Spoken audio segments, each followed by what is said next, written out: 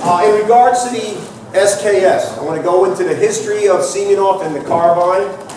I'm going to then go into how they arrived in the United States. The order in which they arrived in the United States and became collectibles is not the order in which they were manufactured. All right? And we're also going to see the prices go crazy over a period of roughly 60 years. And things to look for if you want to collect SKSs. The first problem was my very first SKS that I saw was in 1967, service armament, Richfield, New Jersey, hanging on the wall with a price tag of $250. Now let me explain something. In 1967, $250 purchased you 1 year's tuition at Montclair State College, which is where I went. $235 got you a brand new Colt AR-15 ST1 in the box. A Springfield rifle ran you $30 to $40 in '03. A 98K Mauser was $29.95. Number 4 Enfields were $13.95. All right? So $250 was some significant money, particularly to this young man making $1.25 an hour. Okay. And only working 20 hours a week. So I saw it. Gee, that's nice. All right. I go into the Army in 1969.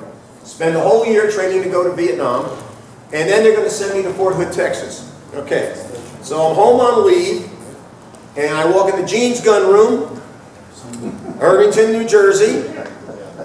Okay, and hanging on the wall is this for $150, and I'm like, well, I'm not going to get a free one in the land of the little people, the land where every direction is downrange. The land of the big practical exercise, all the other terms we had for Vietnam, okay? So I splurged, and I bought this particular SKS, okay? And the documentation I have on it, Chicom Type 56, made in 1967 in Factory 296, Jinsei Machine Tool Factory with a spiked bayonet. Well, I have it. Nobody's got ammunition for it. Everywhere I go, I can't get ammo. All right, I go off to exciting Fort Hood, Texas, where that's another long story, but I end up being a military policeman. And one day I'm on patrol out at the base garbage dump. You got to understand that, base garbage dump. And there's a bunch of guys in camouflage having a little fire. Now the only people who wore camouflage at that time were people who were in Project Master, M-A-S-S-T-E-R. It was a top secret at the other end of the post. And they're burning stuff. Okay. Come back an hour later, I go start to see what they were burning. And I find a box marked 762 by 39 blank, Lake City. And mixed in the fire, I find 3 bright rounds and 2 or 3 singed rounds of blank 762 by 39. So I am now the proud owner of 5 blanks for this gun. Okay? And a ripped box. It says 762 by 39, Lake City. The gun shows in Texas. I finally run into 10 rounds of Chinese in a stripper clip. So now I have 15 rounds, 5 blank, and 10 live. Okay? But the gun's in Jersey and I'm in Texas. You know, that doesn't really do me much good. When I get out of the Army, go home, figure, let me try Sarco. And sure enough, Sarco has 762 by 39.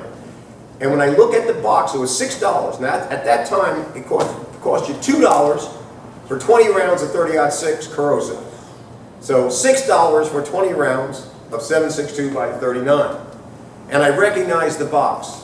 It was the same box that they used when I was at Fort Leonard Wood to demonstrate the AK-47. They took the same exact box, orange and red, loaded up the magazine, fired the gun first. So, you know, that was it. That was familiarization. So I now have ammunition. I go to the Englishtown range, and I fire at 100 yards, and I get nice 3-inch groups. And the gun is just beautiful, comfortable to shoot, everything else. But most of all, when I take it apart, it impresses me with its ruggedness. This is one damn rugged gun. Now, how do I know how to take it apart? Okay? Well, back in 1966, and I don't know how they did it, the NRA Illustrated Firearms Assembly Handbook had the SKS in it. It also had the East German Makarov. Those things don't show up for another 25 years. So I have no idea how they did it. All right? But this is what I had. This is all I had. Okay? Now, the history of the SKS. In the Soviet Union, they would have competing design bureaus. In aircraft, it was Ilyushin and Mikoyan. They would actually compete, and Stalin would decide who wins. Simonov had designed a rifle that was supposed to be equivalent almost to a BAR. It was the Model 36, Simonov. It used a long Russian cartridge, it had a big ugly muzzle brake, and it was selective fire. Didn't hold up too well. His competitor was Tokarev. And Tokarev was a friend of Stalin's. Tokarev had designed the TT-30, TT-33 pistol, and he had his version, the SVT. And the two competed. And Stalin picked the Tokarev, SVT-38. When they went into combat in Finland, a whole bunch of problems developed. And Simonov is called into the Kremlin. And Stalin has on the table a whole bunch of broken down SVT-38s. And he goes, we're having a lot of problems here. We're having a lot of problems here. And he goes, why didn't we pick your rifle? And Simonov goes, you made that choice. You should have argued better. I remember that. You should have argued better. Okay? Anyway, Simonov goes back to work, and he eventually invents an anti-tank rifle that people have looked at and said, it's a scaled up SKS. No, the SKS is a scaled down version of the anti-tank rifle. All right? Now, in 1943, the Soviets started experimenting with a new cartridge, which eventually becomes a 7.62 by 39, because of their experience going up against the Germans with their assault rifles. Okay? So they first designed the cartridge, the Model 43 7.62 by 39. Simonov and others then start working on what sort of a gun can we make for it. Simonov designs a gun. 1944, it's sent to the Belarusian front for testing. They like it. They produce more of them, and some of them are supposed to be, theoretically were used at the Battle for Berlin. But I can't find any pictures of Soviet soldiers with an SKS. In 1945, the Soviets declared that the SKS Model 45, the Simonov, will be their standard battle rifle. It's going to replace the 9130 Mosin, the Model 38 Mosin, the Model 44 Mosin, and the SVT-40. And it will be supplemented by the PPSH-41 and PPSH-43 submachine guns. But this will be the main battle rifle in case they got to go up against the United States and Britain. All right? So they start producing these rifles. To replace the PPSH-43 submachine gun and the PPSH-41, they go for the Kalashnikov. So this is going to be the main battle rifle, and for a submachine gun, the AK-47. And we originally had a stamped receiver and didn't hold up too well. As the years go by, they start rethinking this. This is more accurate, but they really want more firepower. And now they're talking to themselves, do we really need two guns? Do we need the AK and the SKS? And they're going, the AK can do both roles. It's not as accurate, but we're not looking for accuracy. We're looking for firepower and mobility. And it's got a 30-round magazine, and now they're making it with a milled receiver. Later on, they're going to make it a stamped receiver, the AKM. So what are you going to do with the SKS? Well, let's try to palm it off on our allies. All right, so they go to the Chinese and let them make it. Chinese are impressed. They become the biggest makers of the SKS. And they sell the rights later on to Yugoslavia, and they're going to be made in places like North Korea, North Vietnam, and we'll get to the Chinese helping somebody out. The SKS is now in the shadow of the AK, as I call it. Over here, I got 1, 2, 3, 4, 5, 6, 7 books devoted to the AK, and 4 magazines. When it comes to the SKS, you really got 2 books, and one of them's out of print. And that's the problem. The knowledge was not there. You don't have what we used to, right now with the internet. Any collector can get so much information so fast, it's great. When I had this rifle, all I had was the Firearms Assembly Handbook, Volume 2. Small Arms of the World showed you a picture of an SKS being taken apart. They mentioned the Chinese had one. That was it. All right, so I have this gun. Got a few boxes of ammunition. Time goes by. 1976. I'm stationed at Fort McClellan, Alabama, taking the MP Officer Basic course. Got time on the weekends, so I used to go visit gun stores. I walk into the Birmingham Pistol Parlor. That's the name of the store. The Birmingham Pistol Parlor. Hanging on the wall is this rifle and a 9130 right under it. I walk in, I'm looking, I go to the owner. How much for the SKS? Which I think is Russian because it's got a blade bayonet. And the little bit of knowledge that I have, spike is Chinese, blade is Russian. How much for the Russian SKS? Guy goes, $35. I go, no, not the Mosin, the SKS. He goes, I know what it is. I don't like commie guns in my store. Oh man, I gotta help this guy out of his moral dilemma. All right? So I purchase the Russian, and that's what's recorded on the bill of sale, Russian SKS, because it's got no Chinese markings on it whatsoever. It's got M21 number and serial number. That's it. I got me a Russian gun, I got me a Chinese gun, bucket list complete. I go on post, I have to register with the Provost Marshal. No problem. That's on Saturday. Monday, I'm in class. Lieutenant Gurski, come over here. Is it true that you brought a Russian gun on post this weekend? Yes, sir. Why? Yeah, it's cost effective. I can use captured enemy ammunition. Good answer, Lieutenant. Sit down. Okay. Now, I take the gun apart in BOQ, and the first thing I notice is the cover doesn't match the rest of the gun. $35. I could really breaks my heart. Then I find the bolt doesn't match, but it also matches the rear cover. So somewhere in Vietnam, some guy was cleaning his gun with his partner when a B-52 strike hit or something. And the parts got mixed, all right? But I've got me a Russian gun, right? Well, while I'm down there, I find out that there's an organization. I found this manual, which I stole. It's another story. All right, it goes, U.S. Army Foreign Science and Technology Center. Secondary Small Arms Identification and Operating Guide. Army Intelligence Document. Great stuff. Finally got more information. I write them a letter, and I tell them, I got this Russian rifle, boom, boom, boom, boom, boom. They send me a letter back. It's Chinese. It's Chinese. The Chinese made them for export, the Model 21. So I have 2 Chinese rifles, okay? Not until 1983 does a book come out for us collectors, whatever. Fantastic book. It's out of print from what I've heard. But it's Simonov SKS type carbines, color drawings of all cartridges, and it even has the blank ammunition that I had, the box, 20 cartridges blank. All right, so finally there's a book for collectors. It's great, except for one thing. Where are the guns? Can't get them. Vietnam is over. Then in the late 80s, the Chinese and us started to make friends. And the Chinese, under our case, you weren't supposed to import military surplus guns.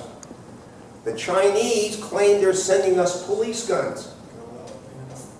Now, these are the same people that tell you that the virus did not escape from the Wuhan lab. Okay, now, so they start sending us SKSs in mint condition, beat up condition, whatever. Okay, now you can get the guns. What about the ammo? Wow! Are they wonderful in China? Not only do they make cheap boots, shirts, hats, everything else. Ammunition, it was $75 for 1,000 rounds of 7.62 by 39. All right? Before the Chinese, for a while, if you wanted to get one of these Vietnam era or Chinese era belts, these sold for $12. Stripper clips were $1 each. All of a sudden, for $12, you got one of these, 10 stripper clips and 100 rounds of ammunition. You opened up the box, you pulled out one of these at the store, loaded with ammo. Okay? So all of a sudden, we got lots and lots of ammunition coming in. When I was in North Carolina, people used to call them the poor man's deer rifle. Guys called them tractor rifles. You say you put them in your tractor when you're plowing the field, you see a woodchuck, you blast it away, put it back, you know. If it rains, who cares? The gun's okay. It was just amazing. I had one guy tell me he was going to get his son a bolt-action 22 and a brick of 22 ammo. It was cheaper for him to get him an SKS and 200 rounds of ammo. It was just a one, you know, people were buying them. Now, from what I understand is the Chinese ended up importing in the United States 2 million SKSs. Yeah. Where are they? Okay. Now, over here are two that I picked up when they were really cheap because I looked them over, and could not find an import mark, which means one of two things. When they came in from from China, somebody was too lazy to stamp them, or they're Vietnam bringbacks. This one here was made in 1956, I think it is. It's got a blade bayonet, and that's something else I found out in research. The Russians made their first SKSs with a spike bayonet, then went to a blade. The Chinese did it the other way around. They started with blade, then went to spike. All right? So, it's, okay, you know, one of these is built in 1957, okay?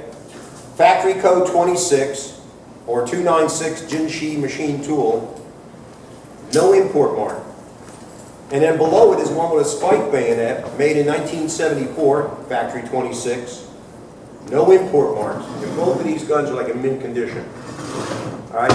Well, the Chinese started importing guns. Now, the ones below it all have import marks. These two have import marks, marked on the receiver by Norinco and Polytech, is it? Right. These were $120 guns. For a while there, it was $65 for a beat up one, and $95 for a new one. All right? And they were in every gun store you went to. There were just stacks of them. And then, again, if you bought one then, you did really good. Then they realized that Clinton and the others were messing with importing those guns. So what they started to do, and this one here is an example. Make sure I'm watching.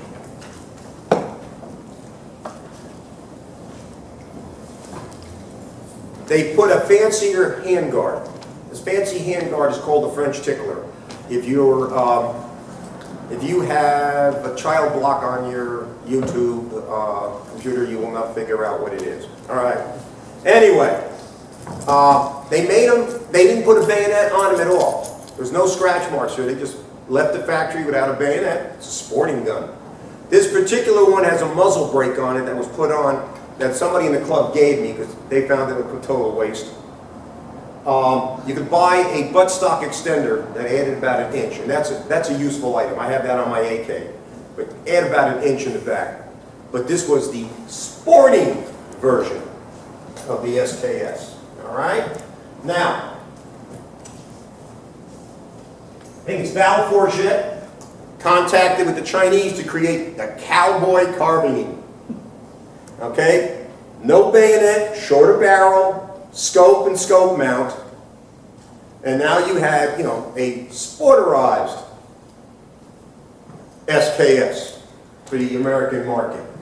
Now, the Chinese, being new to capitalism, decided it doesn't matter who you sell to as long as you make money.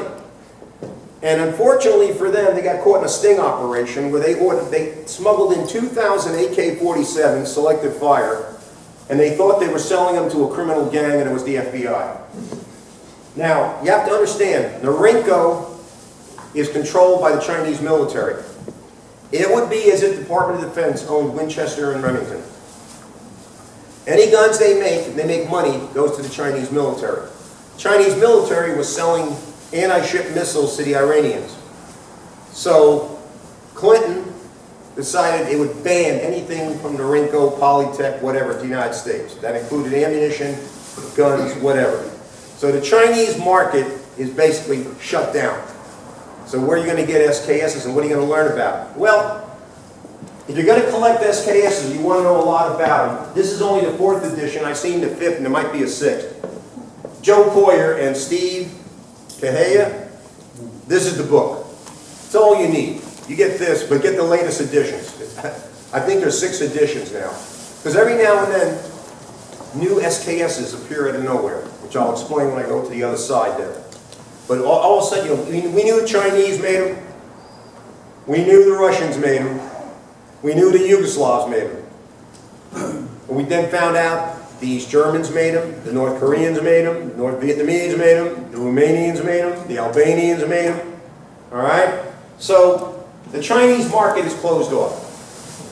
Okay? Where are we going to get SKSs? And now that people are interested in them, buying them, shooting them, they're going to need ammunition, and they're looking for more rifles.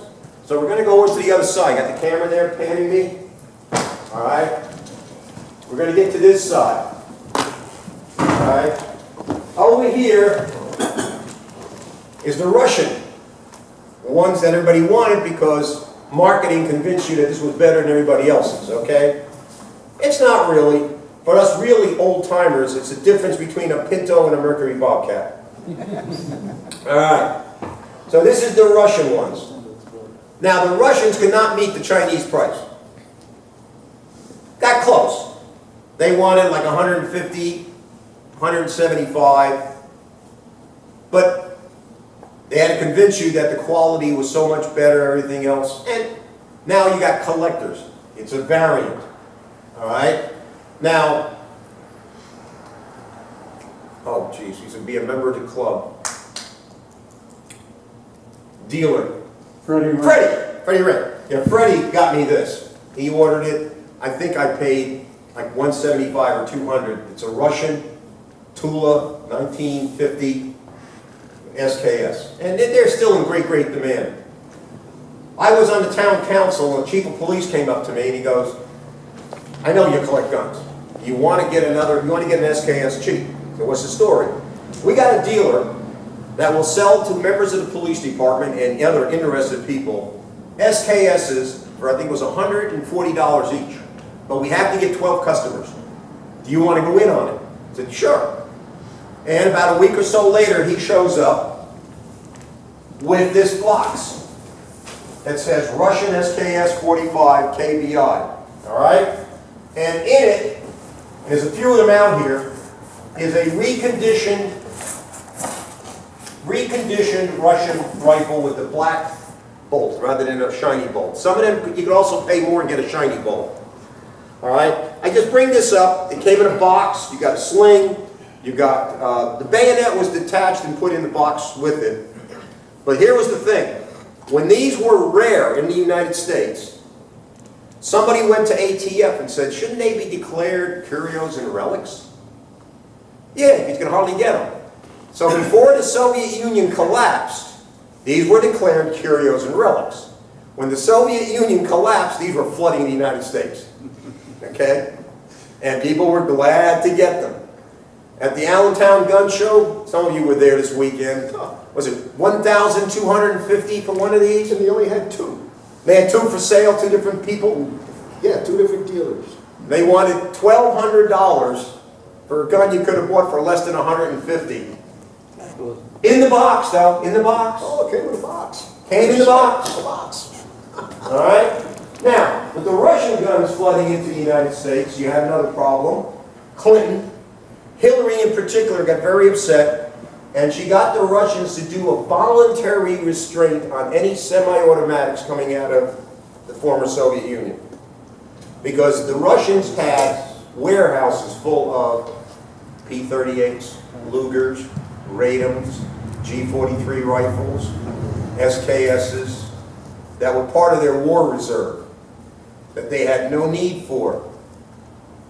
And they wanted to send them to the Makarov pistols, whatever. They wanted to send them to the United States. They voluntarily agreed not to do it. So they're still sitting there. All right? The next source of SKSs was the model 5966 from Yugoslavia with the grenade launcher. Now this grenade launcher is weird in that it fits NATO grenades, not Warsaw Pact grenades. Yugoslavia was not a member of the Warsaw Pact. It was a non-aligned communist country. And they had lots of these. And they originally were selling them to African revolutionary groups that were fighting South Africa. Because they would use this with an anti-tank grenade to hit the engine block or the tires of South African armored vehicles in an ambush to take them out.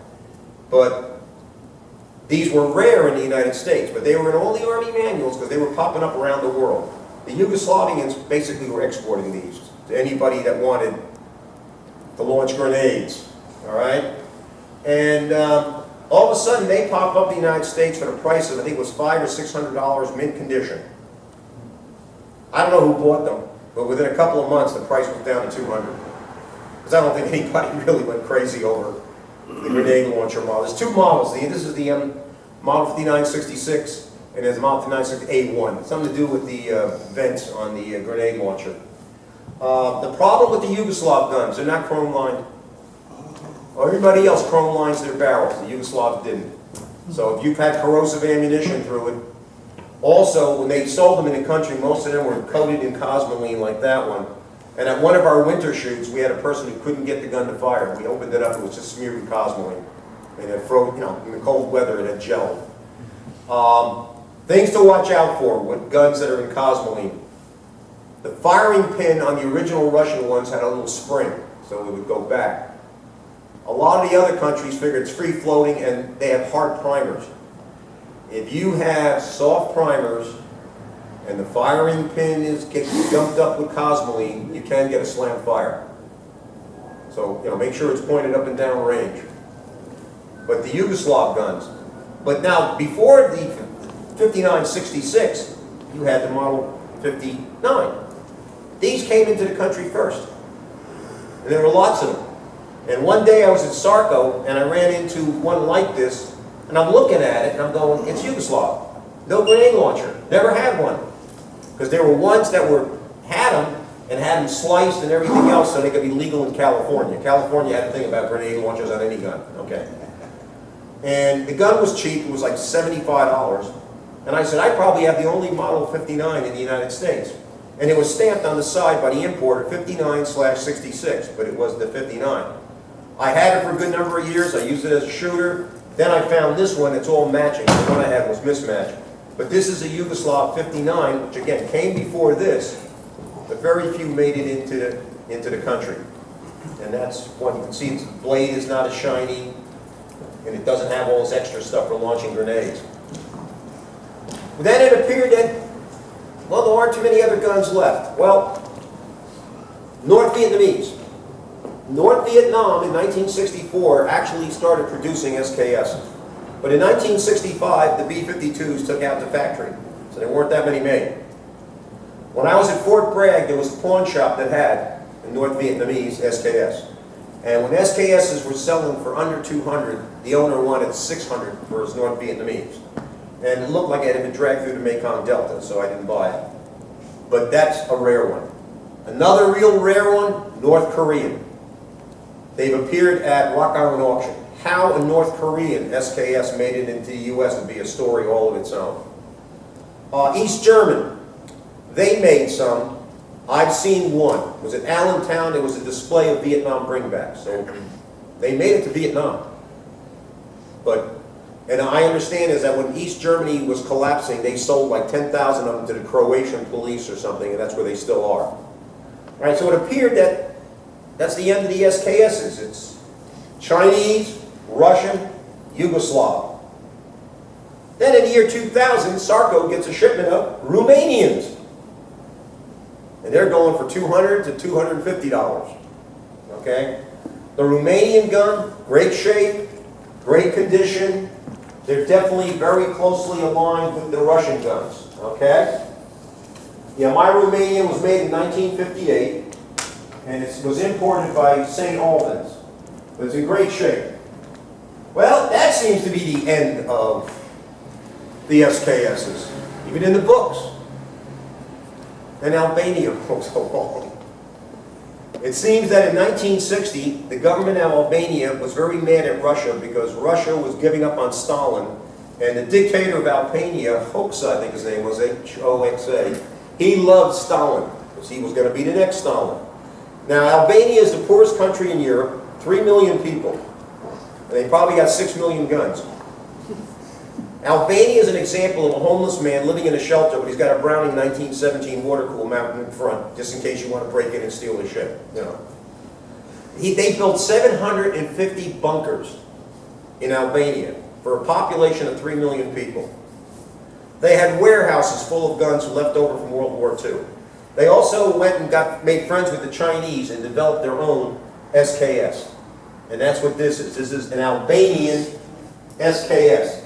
Now, when the Albanian government fell apart and guns were floating all over the Balkans, creating all sorts of nasty troubles for other countries, this is known as an Albanian independence carbine. Mine was made in 1978. Okay? It's called Type 56-1. All right? What happened was the European Union wanted to stop this massive gun trade of Albanian guns. So they made a deal and they're going to destroy them. There were 10,000 of these left out of the 15,000 that were made. 5,000 were destroyed. 5,000 were deactivated to European Union standards for collectors. And 4,750 were sent to the United States. Joe Cervantes got this one, and Rich has one on his table too. And they ended up in the United States. They are considered the rarest of the production SKSs you can get your hands on. And you don't find them anymore. I think all 4,750 went into collections, and until we kick off, they're not going to reappear. So it's something to look for. You can see the handguard is different. The magazine has a little different shape. Yeah, the bolt handle. The bolt handle is very different. It's like an AK bolt handle. It's not the standard SKS type. So you've got your SKSs. Prices are going crazy. Where are we going to get more SKSs? Everybody thought with the Albanian that was it. Ethiopia. A company called Tiger Imports. They went to Ethiopia and they found they had lots of Chinese SKSs. Now, you're not supposed to bring in Chinese SKSs. We want to punish the Chinese government. It seems that under the law, if a gun is out of the country for 20 or more years, it can be imported into the United States because the Chinese aren't making money on it. And at the Oak Show, I saw Ethiopian Chinese SKSs, and they're smeared in cosmoline, and they even gave you gloves to handle them. And I think they were $400 to $450 a piece. And then another guy had where he cleaned off the cosmoline, and he wanted $500 or $550 for them. If you're a starting collector, they're probably the most likely gun you're going to run into right now that you can afford. Okay, because you can probably get one for around $500. A lot of them have what some of us call trench art, others call vandalism. They have all kind of carvings in the stock, different religious groups, ethnic groups, political groups, you know, put all kind of markings into the stock for a Chinese gun. But remember, the Chinese guns are Pro-1. So chances are they're in good shape. One time at Harrisburg, I saw a whole bunch of Yugoslav guns, and they were all smeared in cosmoline, and they were going for, I think, $100 a piece. And I really wondered what was under all that cosmoline, and they could sell them to you for $100. But I haven't seen any Yugoslav for quite a while. So if you want to collect SKSs, get the Poyer book. And they're out there. Right now, the prices are ridiculous. I don't know how long that's going to last. Ammunition is getting to be a problem because Biden just stopped the importation of Russian ammunition. Okay? So you're getting 7.62 by 39. You can't get it from China, you can't get it from Russia. And they're the big producers. So that's going to be the issue there.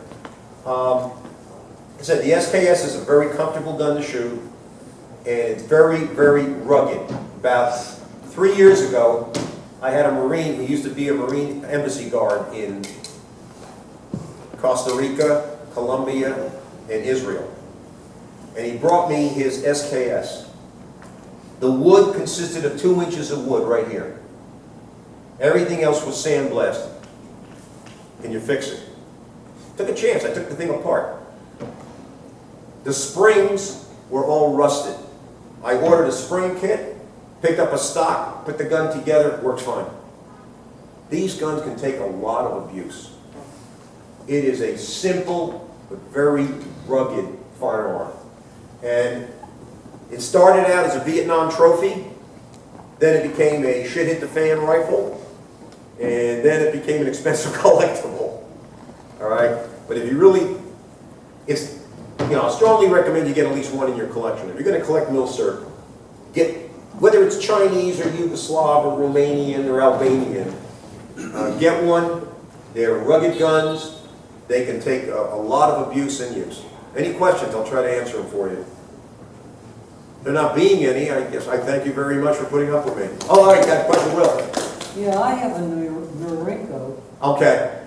and it was one of the first ones that was imported. And I bought a case of ammo with it, which will still have most stuff.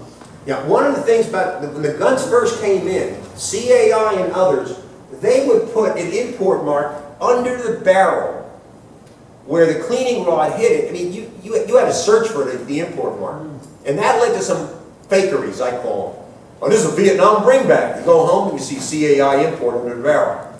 Because, it's got the use on it. Okay, but yeah, most of the ones are imported. I mean, all the European ones are basically imported. It's the Chinese. If you got a Vietnam and it's got bringback papers, yeah. If it doesn't have bringback papers, look all over the place for an import mark, particularly under the barrel between the cleaning rod. But that's where CAI put it. Polytech and Norinco, they put it on the receiver. It's obvious that it's an import. Anybody else had any misfortune or bad? Yeah. Well, firing pins. Yes. This guy down in Texas, Murray's Guns, something like that. He makes the firing pins with the spring in it, so you can replace them all. Yeah. If you use Chinese ammo, it's not really a problem because it's got a hard primer. But some of the U.S. made 7.62 by 39 has a soft primer, and you can get a slam fire as you're loading it, and the bolt goes forward and it goes off. Hopefully you had it pointed down range at the time. But they're comfortable guns to shoot, reasonably accurate, a rugged gun. I remember I had people who were buying them and sealing them up in those plastic tubes and burying them in the backyard, throwing loose ammunition in, so their great-grandson can pull it out for the revolution. The only weak thing was the springs. Like I said, I had to take that gun totally apart, and all the springs had like light rust on them, and they were starting to crinkle. But the metal was in great shape, just the bluing was gone. And he wouldn't tell me the story of where he got the gun and how it got in that condition. And it was a Russian SKS. And I replaced I bought a Yugoslav spring kit. Replace all the springs in your Yugoslav rifle for $25.95, whatever it was. And I did. I replaced every single spring. And I was just really impressed with the ruggedness of that particular gun. Yeah, well? I paid $90 for mine. And I think I paid $75 for a case of ammo. Yeah, the case of ammo was $75 for 1,000 rounds. Yeah. That was 7.5 cents a round.